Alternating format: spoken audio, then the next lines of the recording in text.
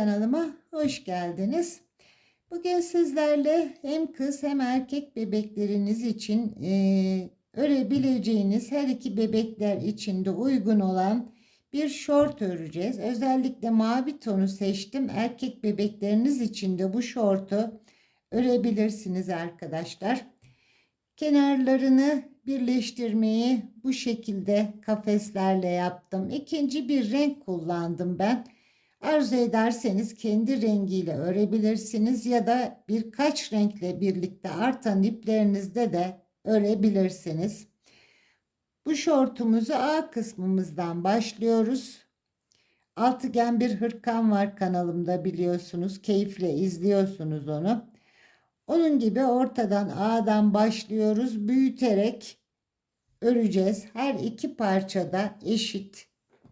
Her iki parçada aynı şekilde örülecek arkadaşlar. Bel kısmımıza da lastiğimizi ördük. Paçalara da biyeler yaptık. Bunun yaş gruplarına göre yetişkinlere, genç kızlara, kendinize nasıl büyütebileceğinizi, nasıl örebileceğinizi video içinde sizlerle paylaştım. Lütfen resminden bakıp da yaş gruplarını sormayın. Önce bir izleyin. Hem emeğime saygı hem de vaktinizi boşa harcamamış olursunuz arkadaşlar. Bunun için ben Gazal'ın koton ipini kullandım. Baby kotonu 50 gramlık ip. 1,5 yumak gibi bir ip kullanmış oldum. Ölçülerini sizlerle paylaşayım. Beden genişliğimiz 24 santim. Belden uzunluğumuz 21 santim. Paçasını istediğiniz kadar uzatabilirsiniz. Yine video içinde anlattım. İzlerseniz nasıl büyütüp uzatabileceğinizi göreceksiniz arkadaşlar. Bunu da iki renkli olarak ördüm. Burada son iki sıraya ve birleştirmeye ikinci bir renk kullandım. Bunu da kar topunun koton ipiyle ördüm arkadaşlar. Bu Gazal'ın ipi biraz daha ince ama aynı sayılarda ördüm. Bakın şöyle üstüne koyayım. Hiçbir farkı yok iplerin. Bunları da yorumlarda soruyorsunuz. Şöyle de göstereyim. Koton iple örsem nasıl olur? İnce iple örsem nasıl olur? Daha kalın örsem. Her iki ipte de sayılarım aynı. Her iki ipte de genişlikleri aynı. Çok az, bir yarım santim gibi belki bir farkı olabilir. Çok küçük bir fark. Daha da kalın iplerle de örebilirsiniz. Hani kotonun daha kalınları var. Yarnart'ın kalın ipleri, onlar daha 50 gramlık ama daha kalın. Biraz kaba durur diye düşünüyorum. Çok kalın olur bir şort için diye düşünüyorum. Böyle iki renkli de çok şık oldu. Çok güzel bir görüntü elde etmiş oldum. Umarım anlatımımı beğenirsiniz. Şimdi tığımızı ve ipimizi alalım. Gelin birlikte örelim. Şortumu Gazal'ın Baby koton ipiyle öreceğim. Böyle güzel bir buz mavisi. 50 gramlık ipim. Bunu 2 yıl önce böyle bir şort örmüştüm aynı iple. Hala çok beğenerek seyrediyorsunuz. Aynı iple öreceğim. Bunun metre uzunluğu 165 metre. Renk olarak da verecek olursak sanıyorum şu bunun renk numarası 3429 Baby Cotton Gazal'ın. İpimi ortadan çıkarttım arkadaşlar. Genelde bütün örgülerimde böyle yapıyorum. İpiniz dönmemesi için, sağa sola savrulup kirlenmemesi için güzel bir işlem oluyor. 2,5 milimlik tığ kullanacağım. Bir kanalımda 3-4 hafta önce bir altıgen hırka başlamıştım. Şimdi bunu sekizgen olarak başlayacağız. Orta kısmında 8 tane köşe oluşturacağız. Önce bir sihirli halkamı yapıyorum. İpimi aldım, parmağıma doladım. Tığımla içinden geçiyorum. Bir zincirle burayı kilitledim. 4 tane çekelim. Kilidin dışında 3 tane zincir çekmiş oldum. İkili trabzanlar yapacağız. Örgümüz tamamen ikili trabzanlar. 2 seferde çıktım. Tığıma doladım. Yine 2 seferde çıktım. Zincirle birlikte 3 tane ikili trabzan yaptım. Araya 2 zincir çekiyorum. Aynı yuvama giriyorum. Üçlü gruplar halinde ikili trabzanlar yapıyorum.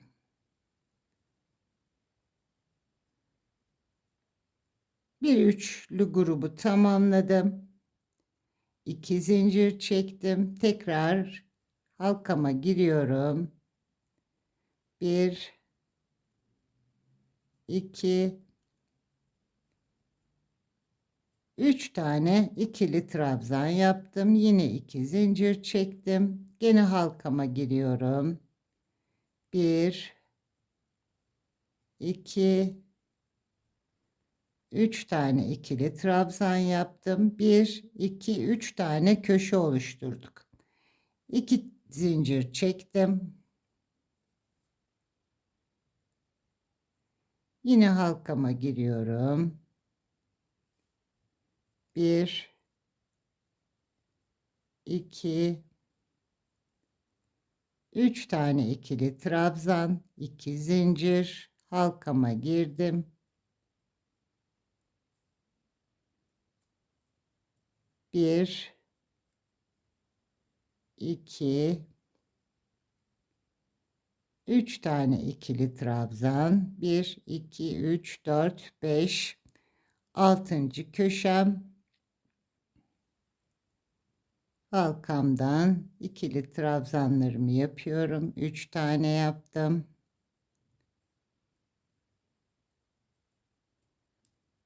Yine 2 zincir çektim. Halkamı küçültüyorum biraz daha. Ortaya girdim.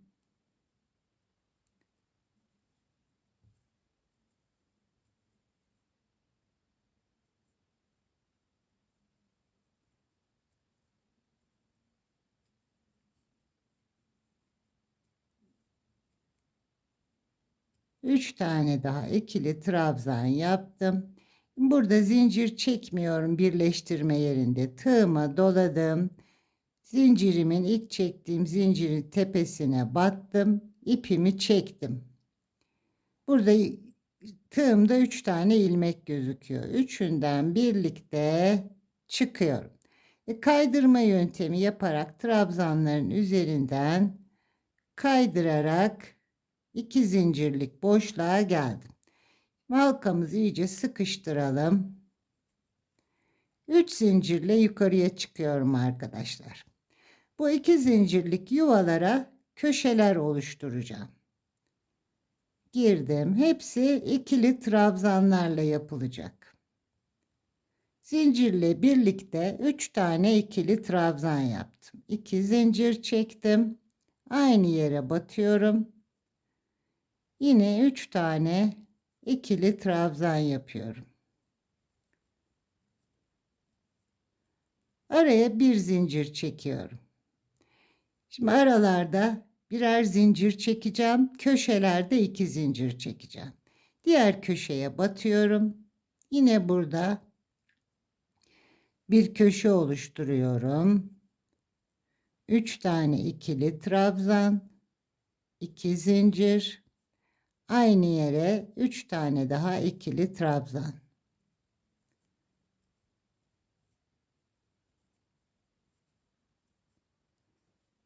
Diğer köşeye geçmek için yine arada bir zincir çektim. Diğer köşeye de önce 3 tane ikili trabzan, arada 2 zincir, aynı yere batıp tekrar 3 tane ikili trabzan. Bir köşeyi daha oluşturdum. Bir zincir çekiyorum ikisinin arasına. Diğerine yine köşe oluşturuyorum. 3 tane ikili trabzan, 2 zincir, aynı yere 3 tane daha ikili trabzan.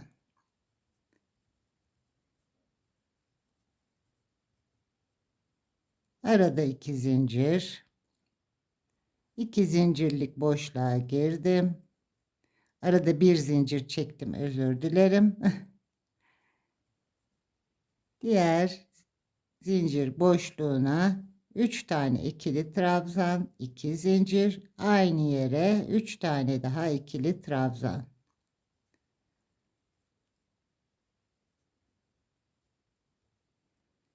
İki köşenin arasına bir zincir. Az önce 2 dedim. Kusura bakmayın. Şimdi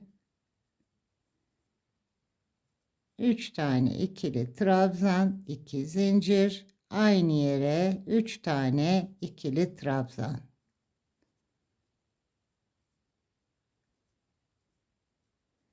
Diğer zincire geçmek için bir zincir çektim. 2 zincirlik yere batıyorum. 1 2 3 2 zincir, aynı yere 3 tane daha, 1 2 3, arada bir zincir, son zincir yuvasına batıyorum. 1 2 3 2 zincir, tekrar aynı yere battım. 1 2 3 tane ikili trabzan. Şimdi birleştirmek için sadece tığıma doladım. 3 zincirin tepesine battım. İpimi aldım. Kaydırma yaparak birleştirdim. Trabzanlarımın üzerinden yine kaydırma yapıp köşeye geldim. Önce 3 zincir çekip yukarı çıkalım. Şimdi bakalım arkadaşlar. 1 burası, 2 3 4 5 6 7 8 tane köşe oluşturduk. Sekizgen yaptık arkadaşlar. Şimdi köşemizi zincirle birlikte 3 tane ikili trabzanımızı yapıyoruz. 2 zincir çekiyoruz. Aynı yere tekrar köşe olarak 3 tane daha ikili trabzanımızı yapıyoruz. Bir zincir çektim. İki köşenin arasında burada bir zincirlik yere girdim. Buraya 3 tane ikili trabzan yapıyorum. Büyütüyoruz yani. 3 tane ikiliyi yaptım. Bir zincir çektim. Diğer köşemi yapıyorum. Önce 3 tane ikili, 2 zincir, aynı yere tekrar 3 tane ikili.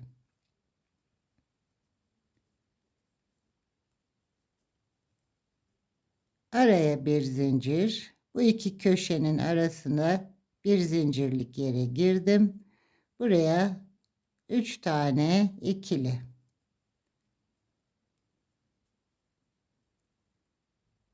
Tekrar zincir çektim. Diğer köşemi yapıyorum. 3 tane ikili yaptım. Sadece köşelerde 2 zincir çekiyoruz. Aynı yere yine üçlü grup.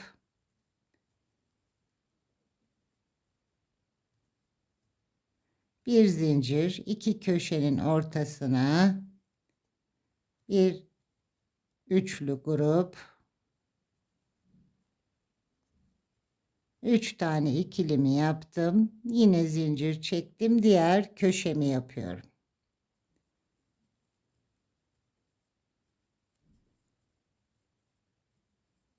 Üç tane ikili. 2 zincir, aynı yuvaya 3 tane daha ikili.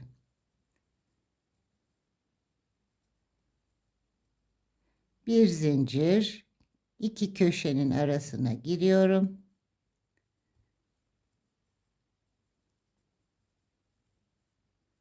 Köşeler arasındaki gruplarda birer zincir çekiyorum. Köşeye geldim. Yine 3 tane ikili trabzan, 2 zincir, tekrar 3 tane ikili trabzan, bir zincir, 2 köşenin arasına giriyorum. 3 tane ikili trabzan, bir zincir, diğer köşem, 1 2 3 tane ikili, 2 zincir, aynı yere 3 tane daha ikili, bir zincir, arada bir zincirlik yuvaya giriyorum, bir üçlü yapıyorum, bir zincir, köşeye 1 2 3 tane ikili, 2 zincir, aynı yere 3 tane daha, 1 2 3, bir zincir, son köşemi yapacağım şimdi. Araya 2 tane, özür dilerim, 3 tane ikili trabzan, 2 köşe arasına bir zincir, geldim son köşeme, 3 tane ikili, 2 zincir, yine buraya 3 tane daha, son köşemi yaptım. Bir zincir çektim. 2 köşe arasında bir zincirlik yere girdim. 3 tane ikilimi yapıyorum. Birleştirme yerinde zincir çekmeden tığımı önce doluyorum. 3 tane zincirin tepesine battım. İpimi çektim. 3 tane ilmek kaydırma yöntemiyle burayı birleştirdim. Başlangıç trabzanların üzerlerinden kaydırıyorum. Köşe kısmına geldim. 1 2 3 zincirle yukarı çıktım. Bakın arkadaşlar, büyütüyoruz. Şu anda köşeler oluşturuyoruz. Bu şortumuzun A kısmı olacak arkadaşlar. Biraz daha büyüdüğünde daha net anlaşılacak.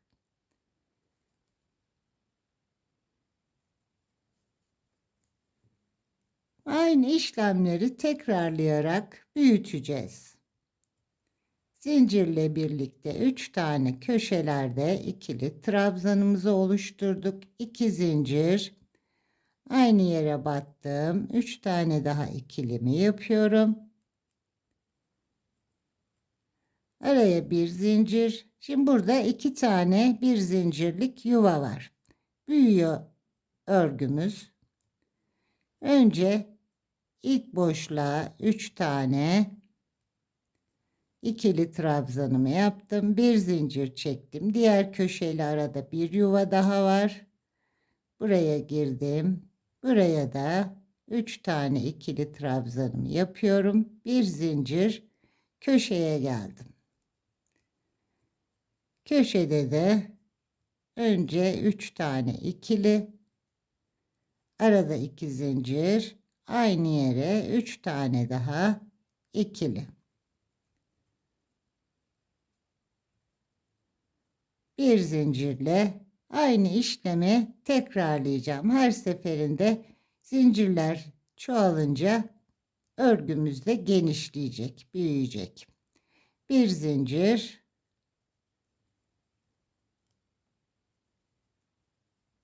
3 tane ikili, Bir zincir, köşeye geldim. Köşelerde 3 tane ikili, 2 zincir. Aynı yere 3 tane daha ikili.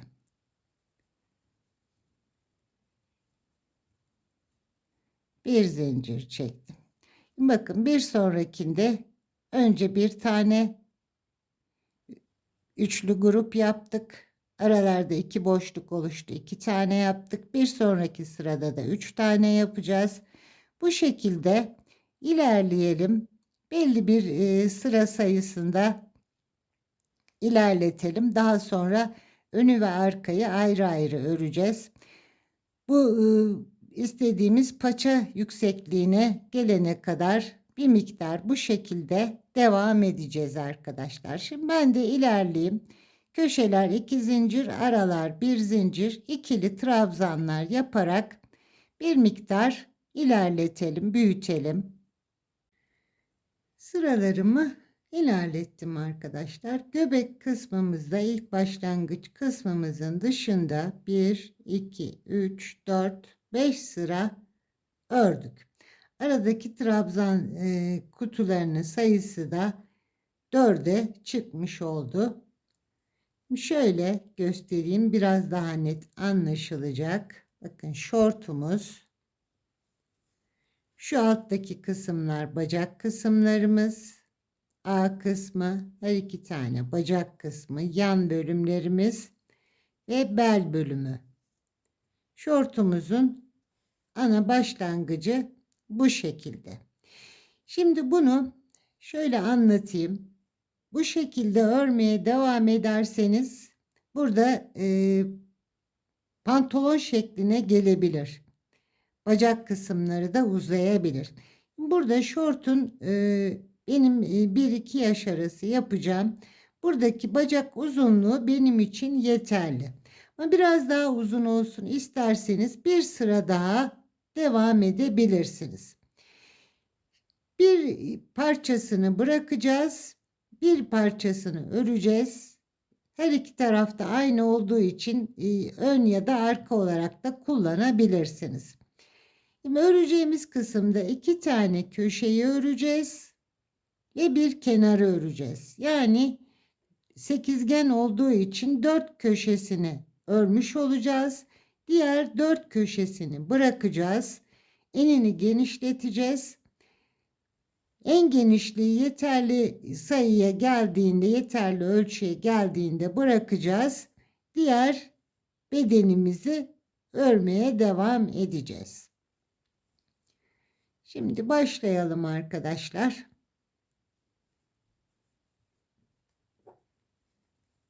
Şimdi başlangıç bölümümüz burası. Zincirlerle başladığımız bölüm. 3 tane zincirle yukarıya çıkmıştım. Buraya 3 tane yine ikili trabzanımı yapıyorum. Zincirle birlikte 2 tane yaptım. 3 tane ikili trabzanı yaptım. Yine bir zincir çekiyorum. Aradaki bir zincirlik boşluklara dolduruyorum. Üçerli grup halinde ikili trabzan. Bir zincirle yine ilerliyorum. İpimin katını açtım. Hemen düzelteyim. Bir zincir çektim. Araya 3 tane ikili trabzanımı yaptım. Bir zincir.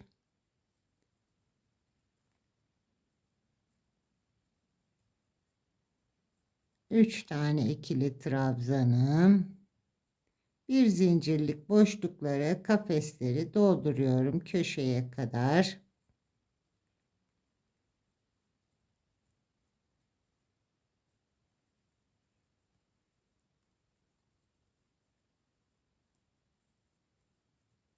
Bir zincir köşeye geldim. Köşemi yapıyorum. Bu yapacağımız ön ya da arka beden, her ikisi de eşit olduğu için her iki tarafı da ön ya da arka olarak kullanabiliriz.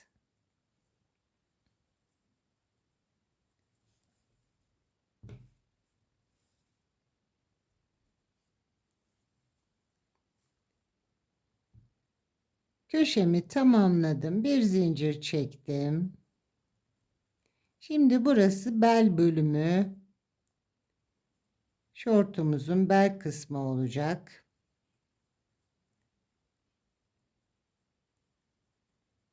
Yine boşluklara ikili trabzanlarımı dolduruyorum. Aralara bir zincir çekiyorum.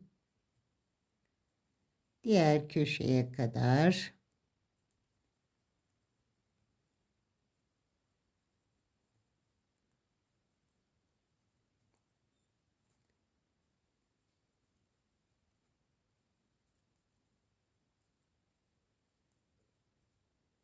Diğer köşeme geldim. Burada yine 2 zincir araya çekerek 2 tane üçlü grup yapıyorum. 2 zincir çektim.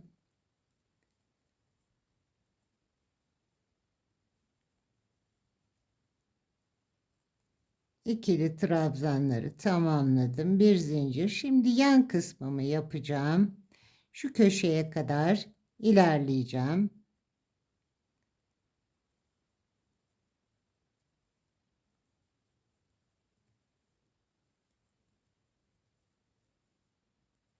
Birer zincirle ipimi biraz boşaltayım, daha rahat örmüş olurum.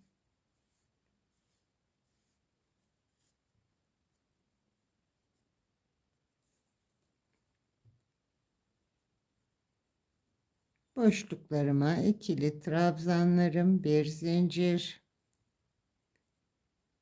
ikili trabzanım, 3 tane, bir zincir, yine diğer boşluk,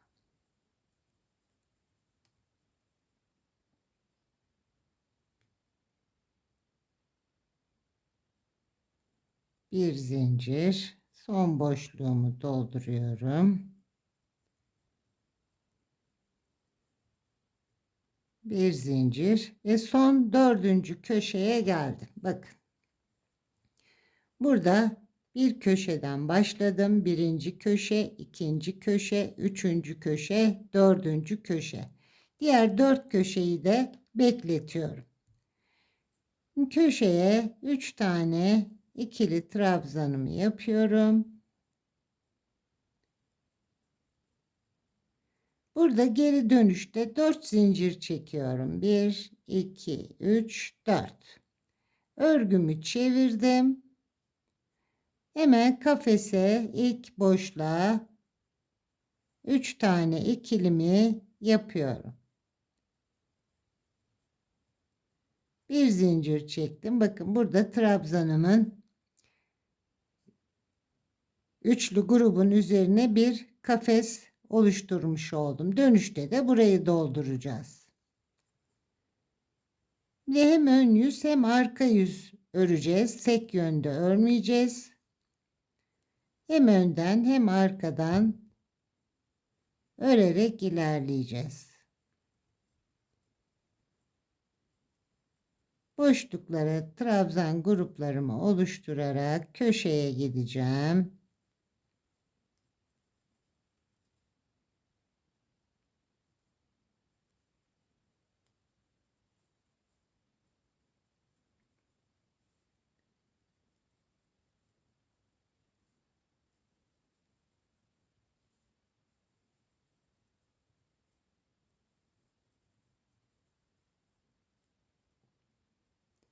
Son boşluğuma trabzanlarımı yapıyorum.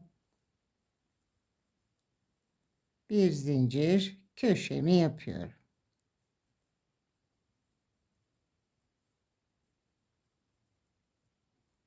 İki zincir köşeyi oluşturduk. Bir zincir.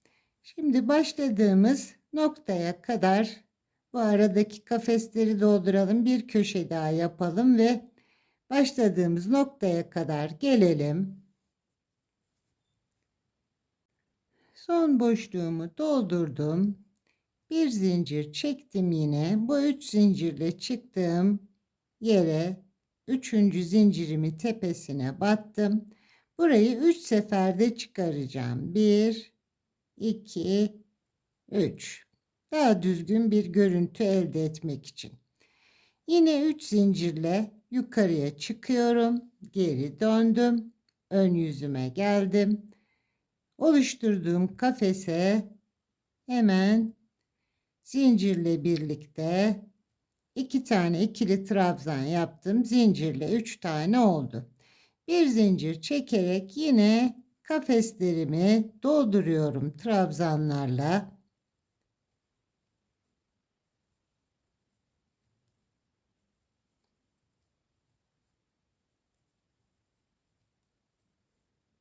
Bu köşeler kenarlarda arkadaşlar. Şurayı tamamlayalım.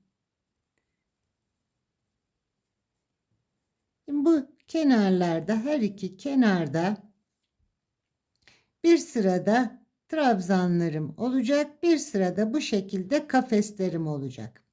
Böyle ön yüz ve arka yüz olarak gidip gelelim. Mantığı anlaşıldı. Şöyle tekrar göstereyim. Bakın arkadaşlar.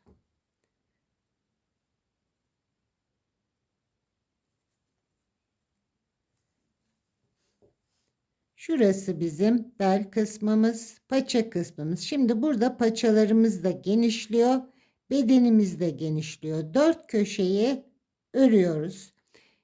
2 tane köşe olarak ilerletiyoruz. Her iki kenarı da dönüş olarak ilerletiyoruz. Bu şekilde ön ve arka yüzü örerek istediğimiz beden genişliğine kadar devam edelim. Burayı tamamladıktan sonra ipimizi koparacağız. Diğer tarafta diğer bedenimizi, bakın burada da yine 1, 2, 3, 4. 2 tanesini dönüşlerde kullanacağız. 2 köşeyi de uzatarak, köşe halinde uzatarak devam ettireceğiz. Şimdi istediğimiz beden genişliğine gelene kadar örelim, gelelim. Ben de sizlere kaç sıra ördüğümüzü sizlerle paylaşayım. 5 orta göbeğin dışında 5 sıra halinde tamamını ördük.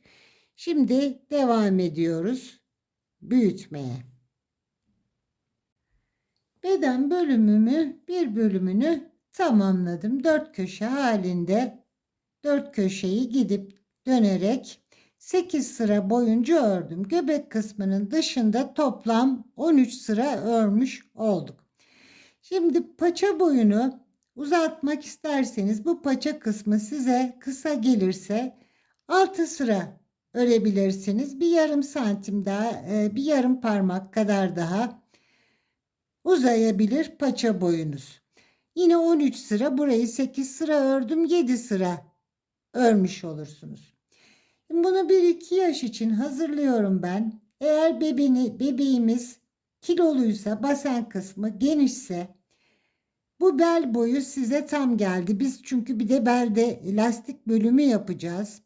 Bu boy size tam geldiyse yanlardan, şu kısmından gidip dönerek 1-2 sıra kenar bölümünü, yani beden genişliğini genişletebilirsiniz. Boyu yükseltmeden yan kısmından genişletebilirsiniz. Her iki tarafı da eşit şekilde tabii. 2 sıra buraya genişlettiyseniz 2 sıra da burayı genişletmeniz gerekiyor. Yaş grupları olarak bunu daha büyük yaşlarda da örebilirsiniz. Yetişkinlere, genç kızlarınıza, kendinize örebilirsiniz. Örmek isterseniz. Bu ana mantık, başlangıç mantığı, sekizgen olarak başlayıp bunu ben 5 sıra yaptım, 7-8 sıra olarak yapabilirsiniz. Daha büyük, yani en olarak ne kadar isterseniz, 2 yaş için, 1-2 yaş için biz bunu 13 sıra yaptık. 2-3 yaş için 2'şer sıra ekleyerek, her yaş grubuna 2'şer sıra ekleyerek bedeni genişletebilir. Yine beden yüksekliğini de aynı şekilde uzatabilirsiniz. Her yaş grubuna 2 sıra eklerseniz 2-3 yaş, 3-4 yaş, 4-5 yaş gibi böyle büyütebilirsiniz arkadaşlar. Bunun aynısını şimdi diğer parçada da yapacağım. Burada da yine 4 tane köşemiz var. 2 köşeyi dönüşler için kullanacağım. 2 köşeyi de boyumuzu uzatmak için kullanacağım. Aynı şekilde birebir aynısını yapacağız. Şimdi köşe noktama giriyorum. Yine 3 zincirle yukarıya çıkıyorum. İpimi de arada yürüttüm. Yine zincirimin dışında 2 tane ikili yapıyorum. Zincirle birlikte 3 tane olacaklar. Arada bir zincir. Zincir boşluklarına girerek 3'er tane ikili trabzan, bir zincir. Birebir aynısını tekrarlayacağız.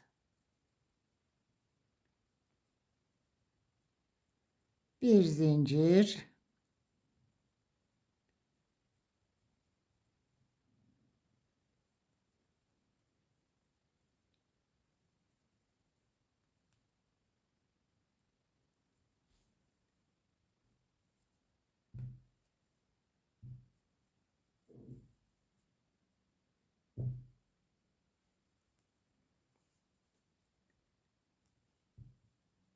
Köşeye kadar gelelim.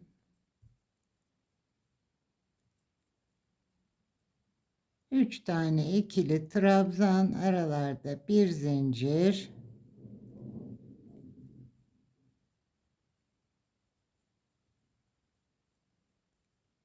Köşeye geldik.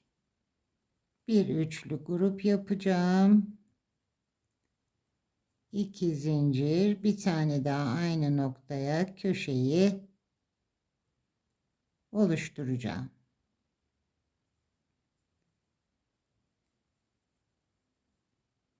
Şimdi bir köşe daha yapacağız.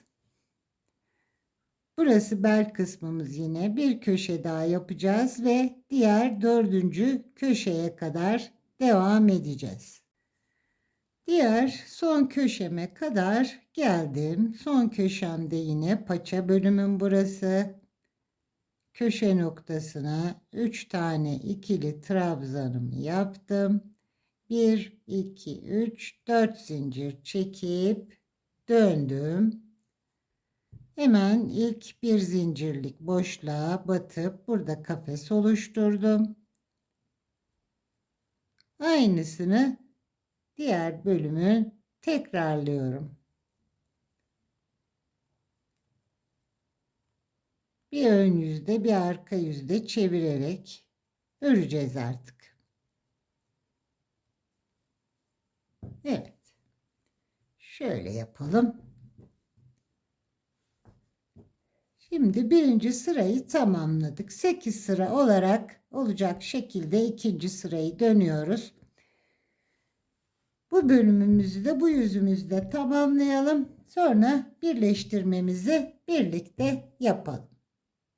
Diğer parçamı da tamamladım. Her iki bedeni, ön ve arka bedenleri eşit şekilde ördük. Şimdi kenar birleştirmesini yapacağım. Bunun için farklı bir renk kullanacağım arkadaşlar. Şimdi bu mavi ipimden bir yumak kullandım. İkinci yumaktan bir sırayı, son sıraya ipim yetmedi. Yani bir yumaktan çok az bir fazla ip kullanmış oldum. Ben biraz canlansın istiyorum. Hani farklılık olsun diye. İkinci bir renkle birleştirmemi yapacağım. Paça biyelerini ve bel lastiğini yapacağım. Sizler kendi rengiyle, kendi ipiyle de yapabilirsiniz. Dediğim gibi burada ikinci bir renk, üçüncü bir renk, yani rengarenk de bunu yapabilirsiniz elinizde kalan ufak iplerle. Bu zevk size kalmış, nasıl isterseniz. Şimdi aynı ipin kırık beyazını kullanacağım. 3410 bunun renk numarası. Şöyle bir kırık beyazla ipimizi önce ucunu aldık. Şimdi birleştirmemi ön yüzü örgümün diğer parçanın arka yüzünden, paça kısmından başlayacağım. Birleştirmemi bu şekilde yapacağım. Burada 4 zincirle yukarıya çıkmıştık. 3. zincirime batıyorum. Şöyle ipi kendimden tutayım. İpimi yine yürüterek burada 6 tane zincir çekeceğim. Burada kafes oluşturacağım arkadaşlar önce.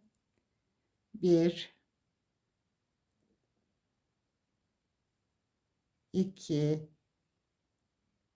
3 4 sağa ve sola yatırarak bağladığım ipimi de yürüttüm. 6 tane zincir çektim. Bu bir zincirlik yuvalara batarak sık iğne ile buraya kilitliyorum. Tekrar 6 zincir çekiyorum. 1 2 3 4 5 6. Aradaki bir zincirlik boşluğa battım. Sabitledim. 1 2 3 4 5 6. Tekrar boşluğa battım. 1 2 3 4 5 6. Bir zincirlik yuvalara batarak burayı sık iğne ile sabitliyorum. 6 zincir çektim. Sabitledim. 6 zincir çektim. Tekrar sabitledim. 6 zincir.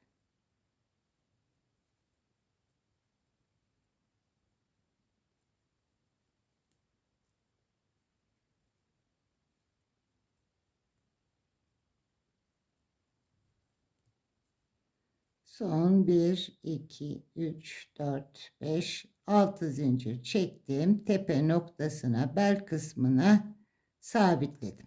Şimdi diğer parçaya geçmek için 1 2 3 4 zincir çektim. Örgümü çevirdim. Şimdi birinin ön yüzü, diğer parçanın iç kısmından tabi arka yüzü. 4 zincir çektim. Yine karşı köşeye battım. Buraya kilitledim. Aralarda 3 zincir çekeceğim şimdi. 1 2 3 zincir çektim. Oluşturduğum bu kafese battım. Buraya da sık iğne ile sabitledim. 1 3 zincir çektim. Diğer tarafta bir zincirlik boşluklara batıyorum. Sık iğne ile birleştiriyorum. 3 zincir. Buradaki kafese batıyorum. Tekrar 3 zincir. Bir zincirlik boşluğa 3 zincir oluşturduğum kafese sırayla karşılıklı birleştiriyorum. Bir kafese batıyorum. 3 zincir çekiyorum. Oluşturduğum kafeslere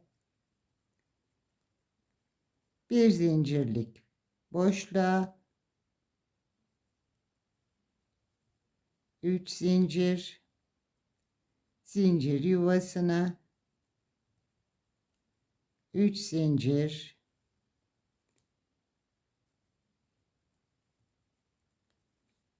üçer zincir çekerek arkadaşlar bir oluşturduğumuz yuvalara batıyoruz, zincir yuvalarına. Bir de diğer parçadaki ara boşluklara.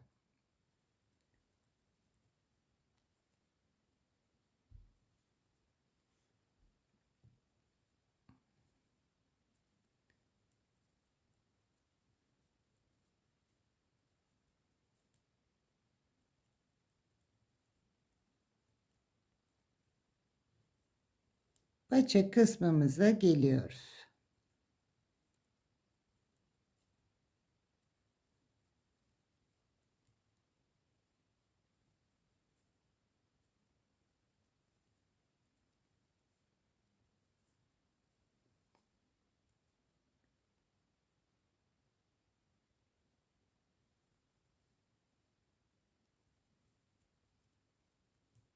Son yuvaya battım. 3 zincir çektim. Paçamdaki son yuvaya battım. Arada yine 4 tane zincirimi çektim. Burada başladığım noktaya battım. Bakın ipini bağladığım yerde burası, son sıraya diğer ipi açmış oldum. Kaydırma yöntemi yapıyorum. Bakın bu şekilde her iki parçayı, yan bölümlerimizi zincirlerle birleştirmiş olduk. Şimdi paçamıza biğimizi yapacağız. 1, 2, 3, 4 zincir çektim. Bu yuvaya batıyorum hemen. Zaten bir kafesim var. Yarım trabzan yapıyorum. Bir seferde çektim, bekletiyorum. Doladım. 2 tane oldu. Doladım. 3 tane oldu.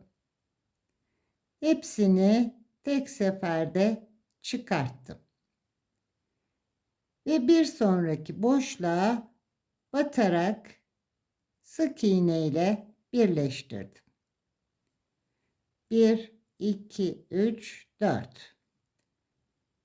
Doladım. Bir yarım trabzan bekletiyorum. Aynı yere battım. Bir yarım trabzan beklettim.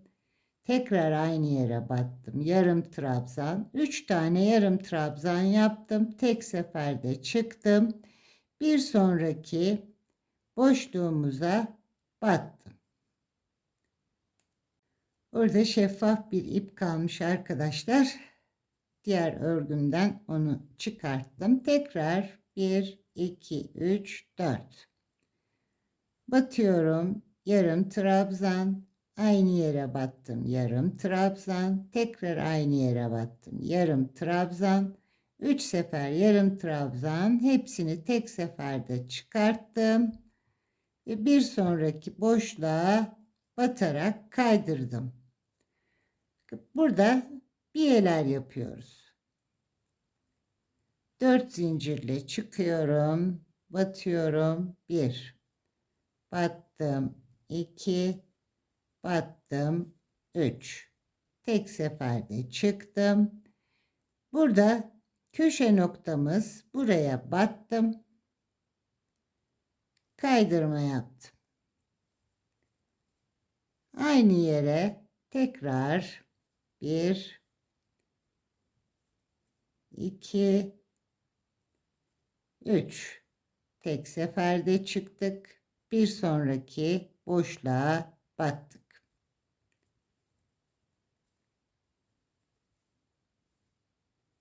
Üç tane yarım trabzan yapıyoruz. Tek seferde çıkıyoruz. Bir sonraki boşluğa batıp kaydırarak birleştiriyoruz. 4 zincirle yukarı çıkıyoruz. Şimdi bunu başlangıç noktama kadar bu şekilde devam edeceğim. Bu köşe noktasına da yine az önce yaptığımız gibi köşe noktasına da batacağım. Buraya da yapacağım. Paçanın başlangıç noktasına kadar gelelim. Paçamı tamamladım. Son birleştirme noktama geldim. Yine 4 zincir çektim. Birleştirdiğimiz noktaya 3 tane yarım trabzan yaptım. Tek seferde çıktım. Ve başladığımız noktaya buraya batıyorum. Yine kaydırmamı yaptım. Bir zincirle burayı kilitledim. Şöyle sıkıştırıyorum ki açılmasın.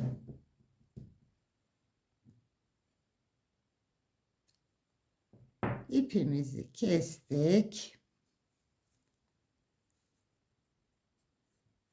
İçeride bunu zincirlerimin arasından saklayacağım. Bu arada çektiğim zincirimin arasından yürütüyorum. Bir kez daha aynı yuvadan geçelim.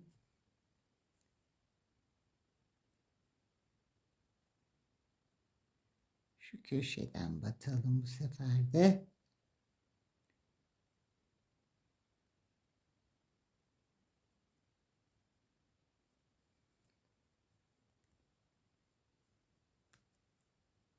İpimi buraya sıkıştırdım artık arkadaşlar. Fazla kısmını da kestim. Bakın bir kenarını ve paçasını yaptık. Böyle güzel bir birleştirme yaptık zincirlerle. Ve biyemizi yaptık. Şimdi aynısını diğer paçama da yapacağım. Aynı şekilde yine arka yüzünden zincirlerle kafesler oluşturacağım. Ön yüzüm burası. Diğer bedenin arka yüzünden köşeden giriyorum. Paçadan giriyorum. Çünkü dönüp paçaya geleceğim.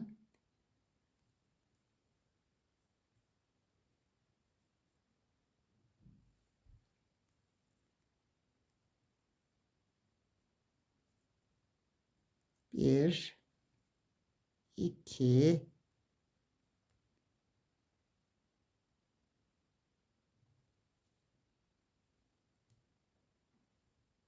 üç,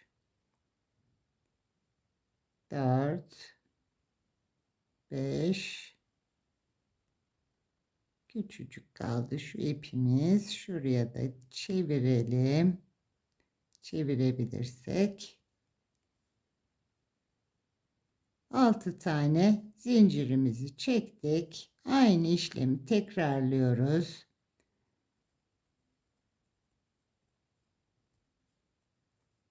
Altı zincir boşluklara batıp sık iğne yapıyorum.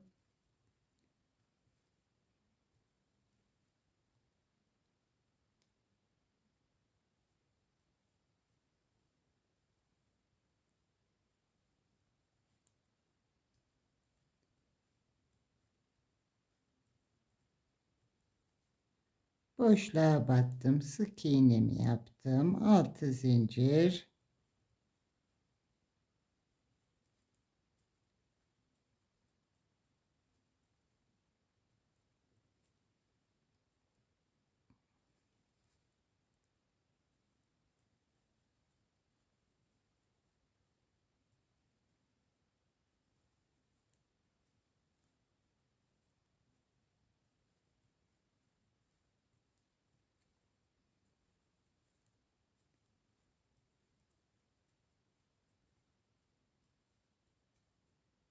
Bel kısmıma kadar geldim.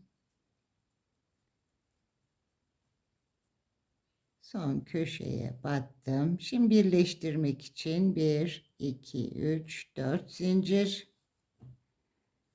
Çevirdim örgümü. Karşı köşeye battım. Birleştirmemi yaptım. Aralarda da 3 zincir. Hemen buradaki boşluğa, zincir boşluğuna battım. 3 zincir. Karşıya battım. Aynı şekilde devam edeceğim arkadaşlar.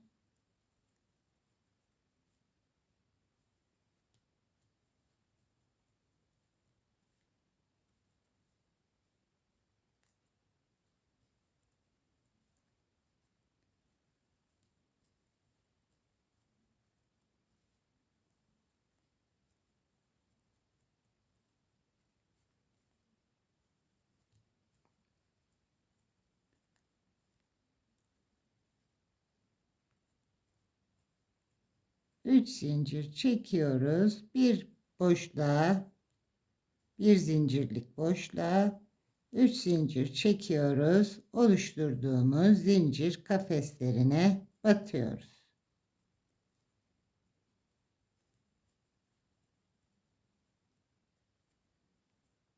Birleştirmemi tamamladım. En son 4 zincirimi çektim. Başladığım noktaya batıp kaydırdım. Ve 4 zincirle tekrar çıktım. Yine yarım trabzanlar yapacağım. 3'er tane.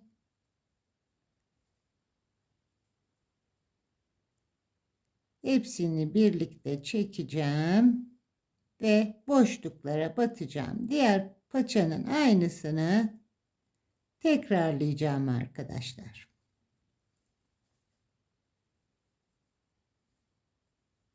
Üç tane yarım trabzan, hepsinden tek seferde çıktım. Bir sonraki boşluğa battım ve kaydırarak birleştirdim.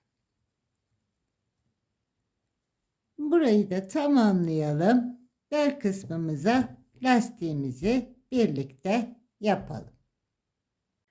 Diğer paçamızı da tamamladık. Her iki tarafı da aynı şekilde birleştirdik ve paçalarda biyelerimi yaptım. Şimdi bel kısmımıza yine açık ipimin açık rengimle yapacağım. Önce trabzanlar yapacağız, ikili trabzanlar. Daha sonra lastik yapacağız birlikte. Şuradaki 4 zincirlik boşluğa giriyorum. Yine ipimi yürütüyorum. 1 2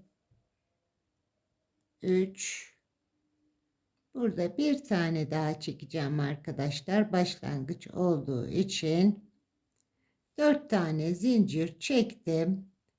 Tığıma doluyorum. Normal ikili trabzanımı yaptım. Bir kez daha aynı yere ikili trabzanımı yaptım. Buradaki köşeye girdim. İkili trabzanımı yaptım. 3 tane biliyorsunuz ikili trabzanlarımız var. Burada köşede bir tane yaptım. Şimdi buraya 2 tane ikili trabzan yapıyorum. Bu boşluğu, bir zincirlik boşluğu atlıyorum. Diğerlerine batıyorum. Biraz belini lastik olarak toplasın istiyorum. 2 3 tane ikili trabzan. Bu boşluğu atladım. Bir zincirlik boşluğu. Diğerlerine 1 2 3 tane boşluğu atladım. 1 2 3 Bir zincirlik boşlukları atlıyorum. Diğerlerini trabzanların tepelerine batıyorum. 3'er tane trabzan tepelerine battım. Bir zinciri atladım.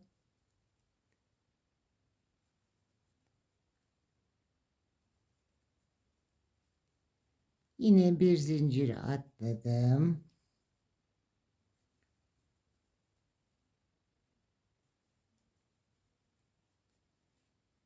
Bir zincirleri boşlukları atlayarak diğerlerinin trabzanların tepelerine batıp ikili trabzanımı yapıyorum.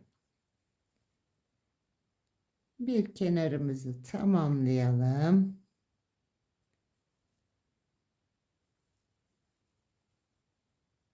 Pardon.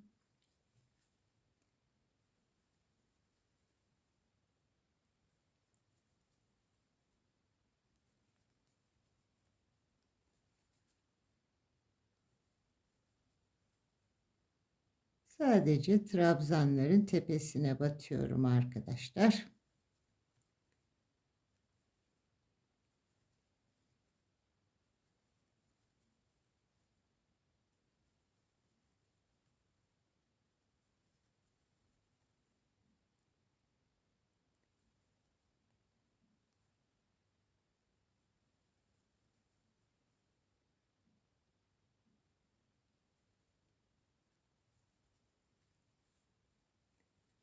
Şimdi burada diğer kenarda 2 tane yaptık. Yine burada da aynısını yapacağım. Bir boşluğa batacağım. 2 tane ikili trabzanımı yaptım. Bu köşe noktasına battım. Burada zincirle birlikte bu ara boşluğumuzda zincirimizin dışında 2 tane yaptık. Buraya da aynısını yapıyorum.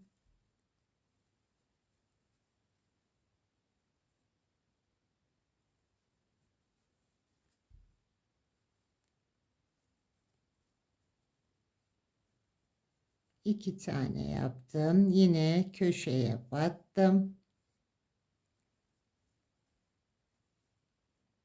Buraya 2 tane.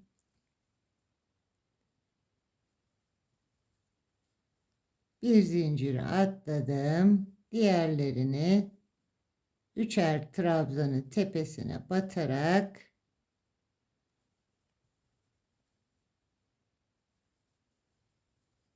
trabzanlarımızı yapıyoruz.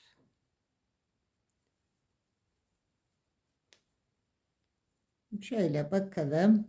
Bakın görüntümüz bu şekilde. Şimdi başlangıca kadar burayı da devam edeyim. Başlangıç noktama geldim. Hemen burada köşeye tekrar battım bir tane. Ve çektiğim 4 tane, başlarken 4 tane çekmiştim. Son zincirime batıp kaydırarak birleştirdim. Şimdi 1, 2, 3 zincir çekiyorum. Bir ön bir arka trabzan yapacağız arkadaşlar. Şurada katını düzelteyim arkadaşım. Hemen bakın şurada zincirin bir katına girmişim. Şöyle aldım, birleştirdim. Evet. 3 zincirle yukarıya çıktım. Bir ön bir arka trabzan yaparak lastik yapacağız. İlk trabzanım, bunun arkasından tığımı sokarak giriyorum. Bir ön trabzan yapıyorum. Diğer trabzanın arkasından giriyorum. Tığım üstünde kalacak şekilde şöyle bir arka trabzan yapıyorum. Lastik yapıyoruz buraya. Bir önden giriyorum. Trabzan tığımın üzerinde kalıyor. Ön trabzan yapıyorum. Tığıma doluyorum. Arkadan giriyorum. Trabzan tığımın arkasında kalıyor. Trabzanın önünde benim tığım. Bir tane arka trabzan yaptım. Önden girdim. Bir ön. Tığıma doladım. Arkadan girdim. Bakın arkada tığımın üzerinde trabzanım. Bir arka trabzan.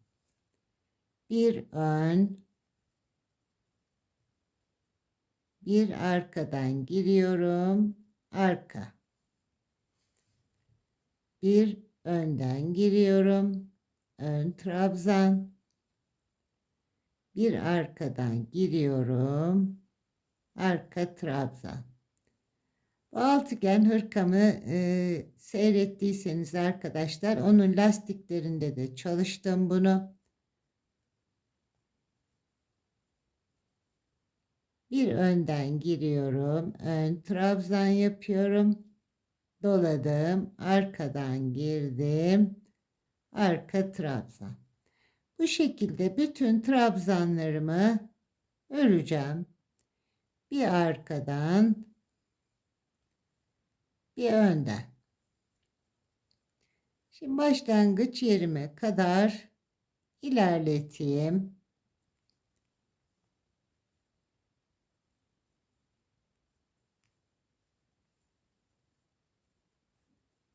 Görüntümüz de bu şekilde. Başlangıç noktama geldim. Zincirimi çektiğim yere Önünde bir tane daha var. En son arka yaptım. Ön trabzan yaptım. Ve 3 zincirin tepesine batıp kaydırarak birleştirdim. Tekrar 3 zincir çekiyorum. Şimdi aynı işlemi tekrarlayacağım arkadaşlar. Ön olanları yine önden giriyorum. Ön trabzan. Arka olanlara arkadan giriyorum. Arka trabzan. Önleri ön trabzan. Arka olanlara arka, bir önden bir arkadan trabzanlarıma girerek aynı işlemi tekrarlıyorum.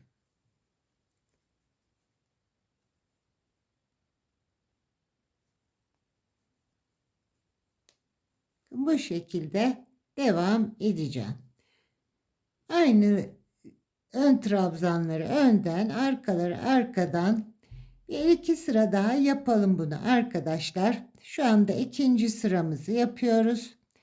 Bir ya da iki sıra ben de boyunu ayarlayıp trabzanlarımızı tamamlayalım. Herhangi bir sık iğne yapmayacağız. Trabzanlarımızı önleri önden, arkaları arkadan yaparak burada başlangıç yerinde kilitleyip bitireceğiz arkadaşlar.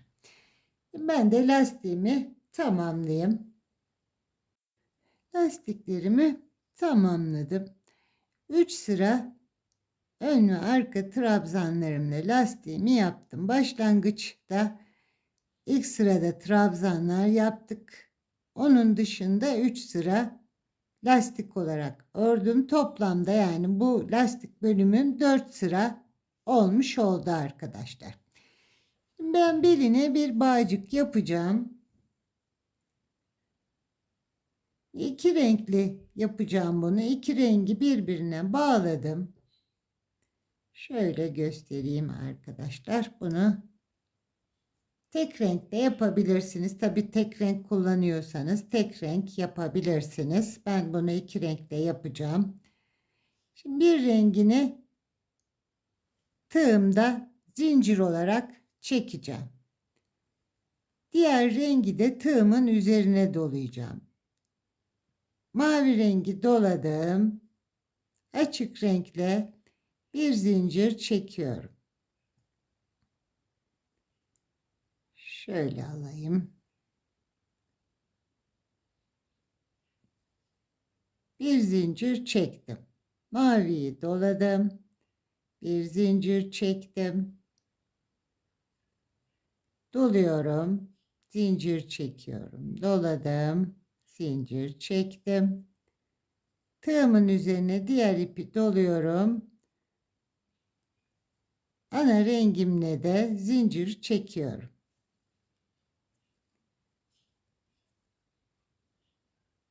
Tığımın üzerine atıyorum. Zincir çekiyorum. Şimdi bir miktar bunu bu şekilde yapacağım. Sonra renklerin yerlerini değiştireceğim. Bir sıra sayısı olarak değil de göz kararı yapacağım bunu.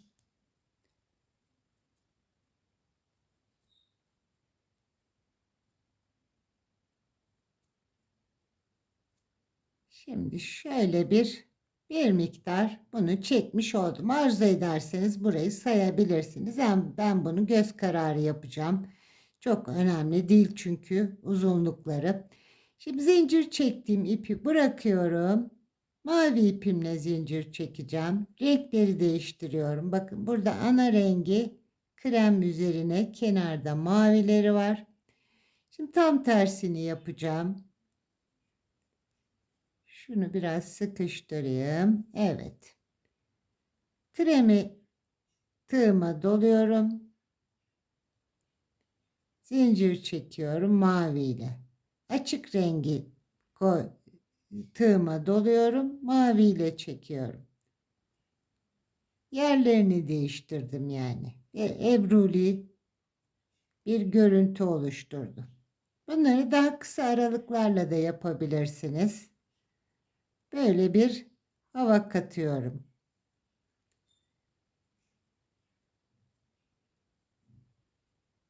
kremi tığımın üzerine koyuyorum. Mavi ile çekiyorum. Tam krem de değil arkadaşlar. Kırık beyaz.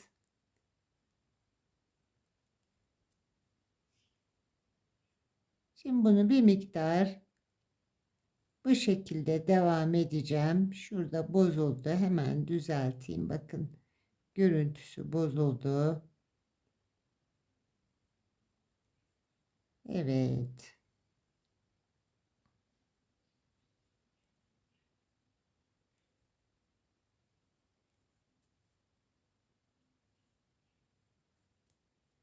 Şöyle de yapabilirsiniz. Bununla renk değiştirdiğimiz yer belli.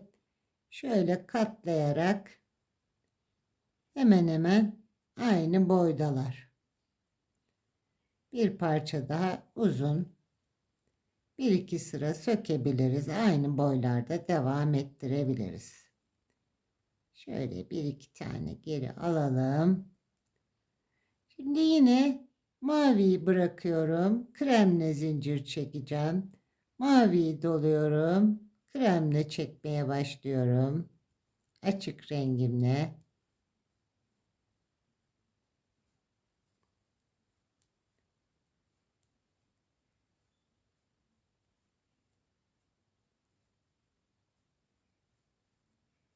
Bu şekilde devam edeceğim.